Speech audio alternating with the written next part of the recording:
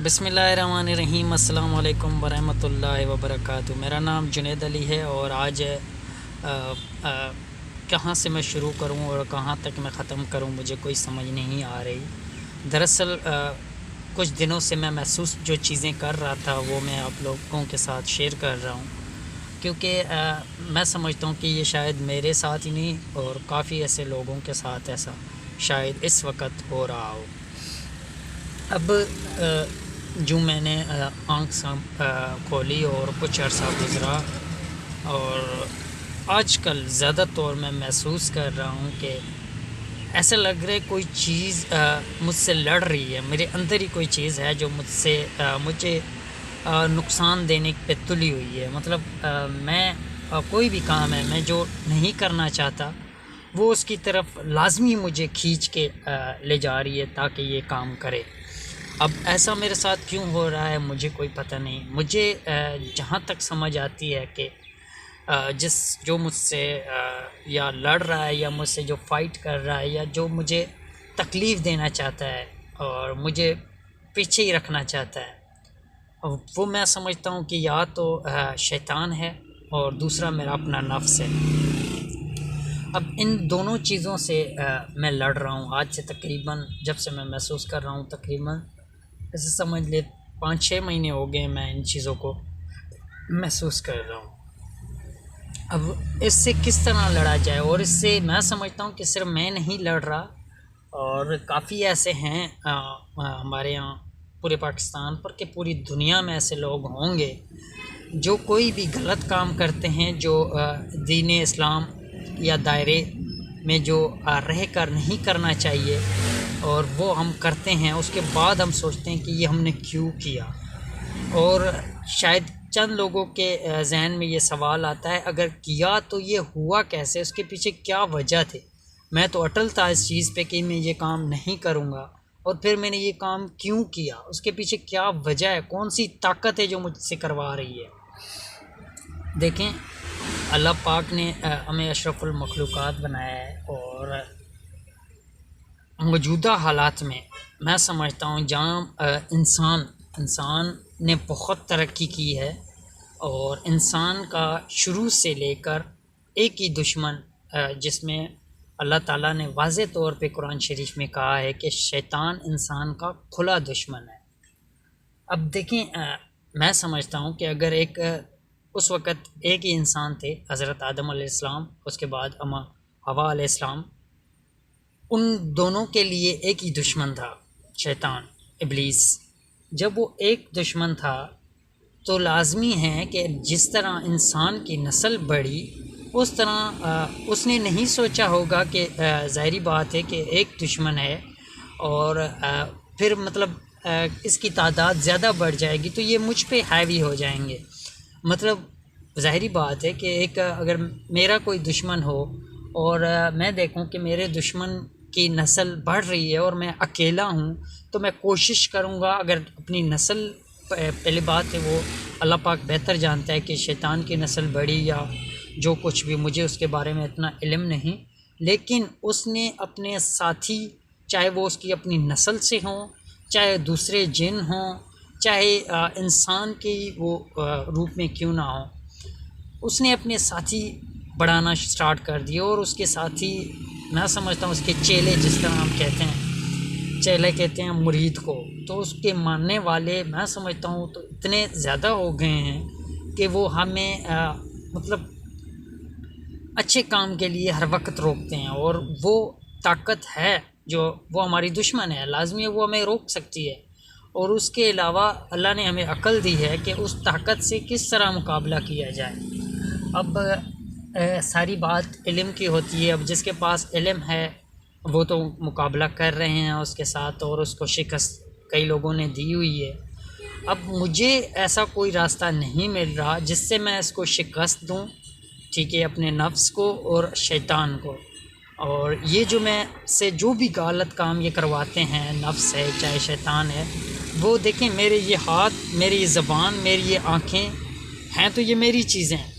अब मुझे शैतान नज़र नहीं आता, मुझे नफ्स नज़र नहीं आता, तो मैं उस पर किस तरह से ये इल्ज़ाम लगा सकता हूँ कि ये इसने किया है।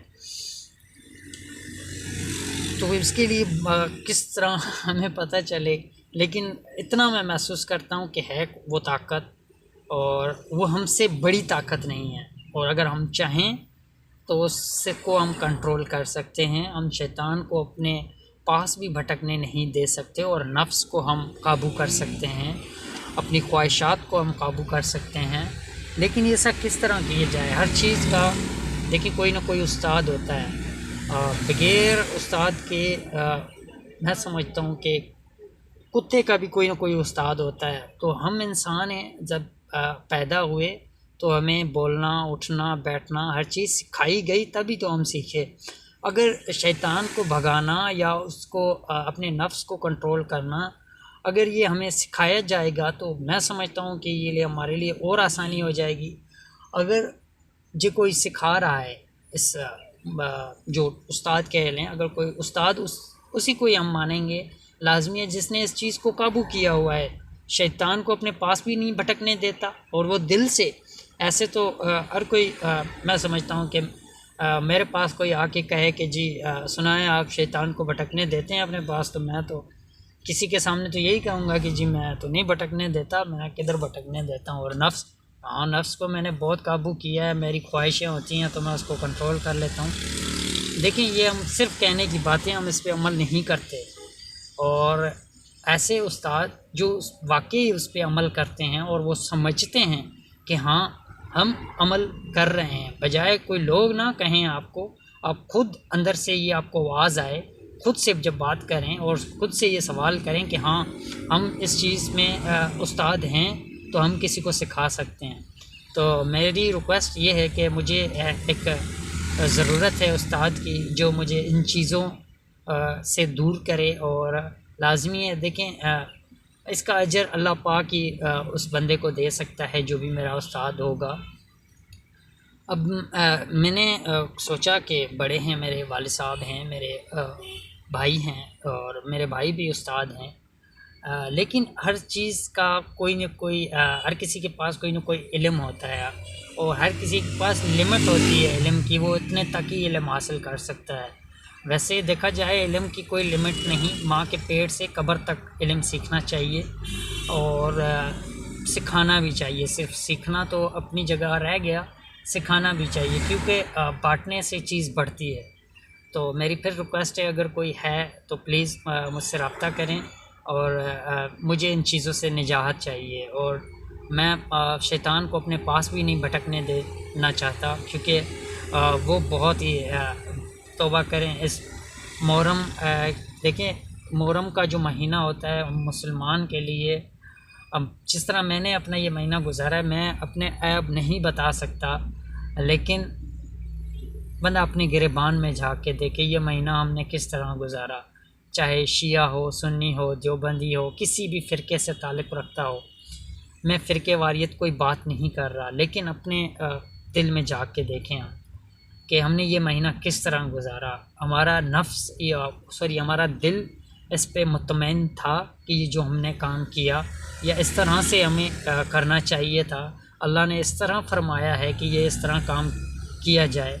और रही बात मैंने अपने आँखों से देखें, किसी और की बात तो हम बाद में करें, जब मैं अपने अंदर झाँक के देखूँ।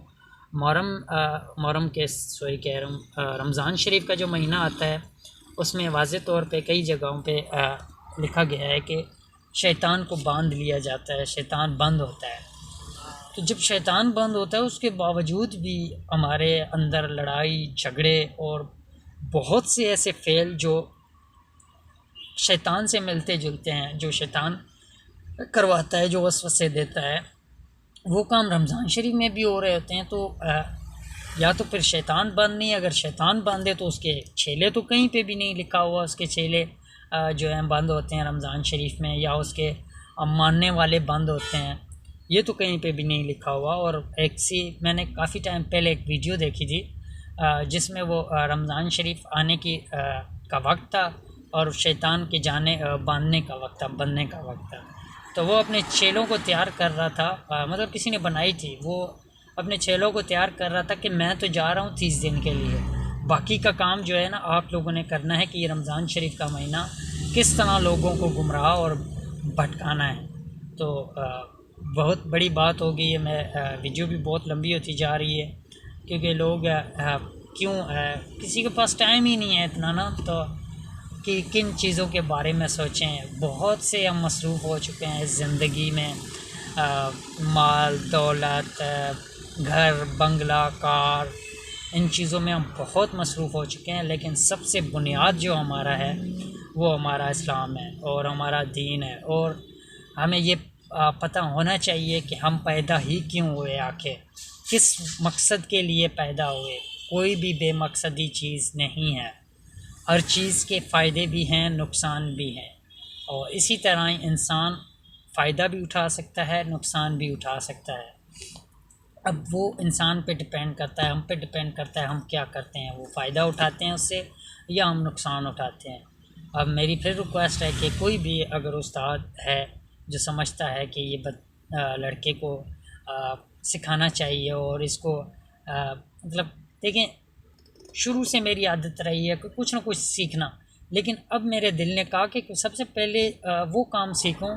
क्योंकि देखें, अगर मैं माल दौलत, ये जो डिवाइस, जो ये पैसे कमा रहा हूँ या जो भी सोच रहा हूँ ये करने के लिए, बड़ी माल और दौलत और इकट्ठा कर लूँ, ये सब चीज़ें बाद में हैं। सबसे पहले मेरा इस्लाम, मेरा दीन है। जिस तरह अल्लाह ने हुक्म दिया है और मैंने उस तरह से पहले ज़िंदगी गुजारनी है, और उस के दौरान ही मैंने ये सब कुछ करना है। सबसे पहले मुझे काम वो करना है अभी, तो उसके बाद मैंने फिर ये काम डिवाइस या जो भी मेरे आइडियाज़ हैं वो उस पर मैं बाद में काम करूँगा या दौरान ही। सबसे पहले मेरे अपने हालात सुधारने हैं। वो हालात किस तरह सुधरेंगे, लाजमी है कि देखें, कहते हैं कि सदका दें और अल्लाह की रज़ा के लिए अल्लाह के राह में कुछ खर्च करें तो आपको 10 गुना ज़्यादा मिलता है। उससे भी शैतान रोक देता है, उससे भी मेरा नफ्स रोक देता है।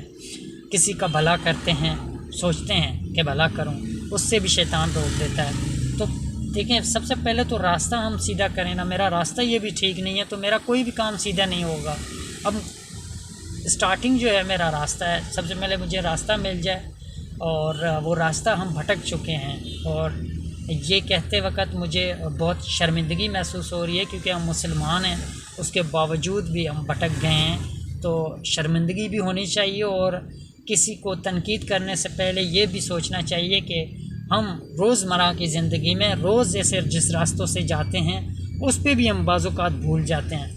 तो ये तो एक बहुत बड़ा लंबा सफ़र है, और अगर इसमें बंदा गलती कोताही हो जाती है या इसमें अगर वो रास्ता भूल जाता है तो मैं समझता हूँ कि इस पर तनकीद नहीं करनी चाहिए, इस पर हौसला अफजाई करनी चाहिए कि नहीं, अगर आप भटक गए हैं तो हम आपके साथ हैं, आपको रास्ता दिखाएंगे। और जो इसको रास्ता पता है सिर्फ वही कह सकता है। बकाया बहुत सारे ऐसे उठ के ना कोई आ जाए कि कहे कि जी मुझे रास्ता पता है, क्योंकि रास्ते तो सारे घूम फिर के उधर ही जाते हैं, लेकिन कोई रास्ते होते हैं बहुत कठिन रास्ते होते हैं, और वो कोई रास्ते होते हैं आसान, और बहुत आसान होते हैं। इसलिए मैं आसानी तो देखिए, मुश्किलात भी होनी चाहिए, लेकिन इस तरह की भी मुश्किलात नहीं होनी चाहिए कि जो आप काम करना चाहते हैं तो उस काम से आप बहुत दूर जाके निकलें। इस तरह भी कोई रास्ता ना हो, और वो बहुत लॉन्ग कट भी रास्ता ना हो, ना बहुत शॉर्टकट रास्ता हो, दरमियाना रास्ता हो। और उस दरमियाने रास्ते में मैं समझता हूँ कि इस वक्त मौजूदा हालात में एक बड़ी हदीस में जो हर वक्त तो नहीं, लेकिन रात ही मुझे महसूस किया कि वो मुझे जहन में आ गई ऑटोमेटिकली। रात से एक मेरे से गुनाह हो गया, और मैंने महसूस किया कि मुझसे क्यों गुनाह हो गया, आखिर इस मुहर्रम की 10वीं की रात ये मुझसे गुनाह हो गया, इसके पीछे क्या वजह है, मैंने क्यों नहीं सोचा इस बारे में। तो ये हदीस नबी पाक सल्लल्लाहु अलैहि वसल्लम की मेरे दिमाग में ऑटोमेटिकली आ गई कि ये इंसान मेरी उम्मत पे एक वक्त ऐसा भी आएगा कि इंसान मेरी उम्मत में से एक इंसान या सारे इंसान, समझ नहीं आ रहा मैं किस तरह बयान करूं, लेकिन शॉर्टकट में आपको हदीस का रेफरेंस दे देता हूं कि वो हदीस इस तरह थी कि सुबह को मुसलमान, शाम को काफ़र, अगर शाम को मुसलमान तो सुबह को काफ़र। तो इसका मतलब ये था कि हम अगर जो रात को सोच रहे होते हैं और वो हम सुबह भूल जाते हैं, और जो हम सुबह को सोच रहे होते हैं वो हम रात को भूल जाते हैं। तो ये हो रहा है, ये भी एक क़यामत की निशानी है। और उसके अलावा एक और बड़ी निशानी कि आने वाला ज़माना, मेरी उम्मत पे आने वाला ज़माना बदतर से बदतर होता जाएगा। और मैंने अपनी ज़िंदगी में ही देखा है कि मुझ पे या पूरे उम्मत मुसलमान पे या पूरे इंसान ज़ात पे आने वाला ज़माना बदतर से बदतर होता जा रहा है। तो ये निशानियां हमारे सामने हैं और हमें इस पे यकीन होना चाहिए कि अल्लाह एक है, अल्लाह के सिवा कोई इबादत के लायक नहीं, और नबी पाक सल्लल्लाहु अलैहि वसल्लम अल्लाह के भेजे हुए रसूल हैं जो आखिरी पैगंबर हैं। इसके बाद कोई पैगंबर नहीं आना, और हमारा ही ये ज़िम्मा है कि हम सबसे पहले अपना रास्ता दुरुस्त करें, हम उस रास्ते को तलाश करें जो हमें नबी पाक सल्लल्लाहु अलैहि वसल्लम ने दिखाया। अब उसमें देखा जाए तो सबसे पहले है कुरान पाक, और उसके बाद है नबी पाक सल्लल्लाहु अलैहि वसल्लम की सुन्नत मुबारक। आखिरी खुतबे में भी नबी पाक सल्लल्लाहु अलैहि वसल्लम ने यही फरमाया कि जो यहाँ पे हैं उन्हों का फ़र्ज़ बनता है कि जो नहीं हैं उन्हों तक ये बात पहुँचाएँ। 1400 साल गुज़र गए हैं, इससे भी कई सौ साल गुज़र गए हैं। तो ये बातें देखिए ढकी छुपी तो नहीं है, अभी भी हमारे कानों में, हमारे दिमाग में हैं, लेकिन हम भटके हुए हैं। वही जिस तरह मैंने बताया कि एक रास्ता जिससे हम रोज़मर्रा जाते थे और वो रास्ता हम भूल गए हैं, हम भटक गए हैं, सीधी बात है। तो हमें चाहिए कोई ऐसे उस्ताद की ऐसा उस्ताद जो हमें वो रास्ता, सबसे पहले उसको रास्ते का खुद का पता हो, फिर वो हमें रास्ता दिखाए। तो ये सिर्फ मेरी नहीं, पूरी उम्मत मुसलमान की इस वक्त ज़रूरत है। और आजकल हालिया जो बारिशें हो रही हैं, उस बारिशों में अगर मैं नोट करूं तो देखें, ज़मीन भी पनाह मांगती है। एक गुनाहगार, मेरे जैसा गुनाहगार, अपनी ज़िंदगी, अपने 24 घंटों में अपनी इसी ज़मीन पे उठता बैठता खाता पीता हो और अल्लाह ताला की नेमतें खा खा के उसका कोई शुक्र अदा ना करे, तो वो ज़मीन भी पनाह मांगती है उस इंसान से। तो उसके लिए वो गुनाहों से भर जाती है, तो लाजमी अल्लाह पाक ने उसे धोना होता है कि वो भी अल्लाह पाक की ही ज़मीन है। देखें किस तरह बारिशें हो रही हैं, किस तरह लोगों के जान माल में का नुकसान हो रहा है। ये क्यों हो रहा है? इसके पीछे भी तो कोई वजह है ना। बारिश इस तरह तो नहीं होती यार। इसको आप भले ये समझ लें कि ठीक है जी, मौसम है, आता रहता है, वो तब आप समझेंगे जब आप भटके हुए हैं। तो जिस तरह भटका हुआ ये कहेगा कि हाँ यही रास्ता ठीक है और इस रास्ते में ये तो चीज़ें आनी थी, लाजमी ये रास्ता इस तरह का है, ये कांटे भी आने थे, यहाँ पे फूल भी आने थे। तो देखा जाए कि अगर आप पहले डिसीजन लेते कि सही रास्ते का, तो आपको ना ये कांटे देखने पड़ते और ना ही फूल। जो रास्ता बेहतर था आपके लिए वो रास्ता आप चुन लेते तो वो ठीक था। इसी तरह ये जो बारिशें हो रही हैं उसके पीछे भी बहुत बड़ी वजह है, बहुत। और मैंने नोट किया है कि जब से इमरान ख़ान की हुकूमत आई है और हमारे पाकिस्तान में मैं समझता हूँ कि एक तो बेशर्मी बेहयाई बढ़ गई है। अब इसमें इमरान ख़ान का कोई कसूर नहीं, कसूर हमारा ही है, हमारी उम्मत का ही कसूर है, हम अवाम का ही कसूर है। तो लेकिन इसकी हुकूमत है, ये बात कहने में मुझे कोई मतलब डर नहीं होना चाहिए कि लाजमी है, प्राइम मिनिस्टर है वो पाकिस्तान का, उसके हाथ में पावर है, वो उसके हाथ ओहदा है, वो कर सकता है, अगर वो तब्दीलियाँ चाहे तो वो कर सकता है। और उसके बाद जी बात ये ले लें कि बारिशें हो रही हैं, बहुत ज़्यादा बारिशें हो रही हैं, हद से ज़्यादा बारिशें हो रही हैं। लोगों का निकलना, कई लोगों का तो घर में रहना ही बहुत मुश्किल हो गया है, किसी का निकलना मुश्किल हो गया है, किसी का घर में रहना बहुत मुश्किल हो गया है। अभी मैंने एक वीडियो देखी, लोगों के कोठियों में ऐसी मार्बल कोठियाँ और संगे मरमर की टाइलें लगी हुई हैं जनाब, डाइनिंग टेबल, दुनिया की हर चीज़ उनके घर में मौजूद है, उसके बावजूद भी पानी स्विमिंग पूल की तरह तैर रहे हैं वो सारी चीज़ें। तो आप खुद उससे अंदाज़ा लगाएं कि हम किस रास्ते से जा रहे हैं, हम कौन से रास्ते पे जा रहे हैं। तो मेरी फिर रिक्वेस्ट है, अगर कोई गलती कोताही हो तो प्लीज़ माफ़ कर दीजिएगा। शुक्रिया, जज़ाकल्लाह।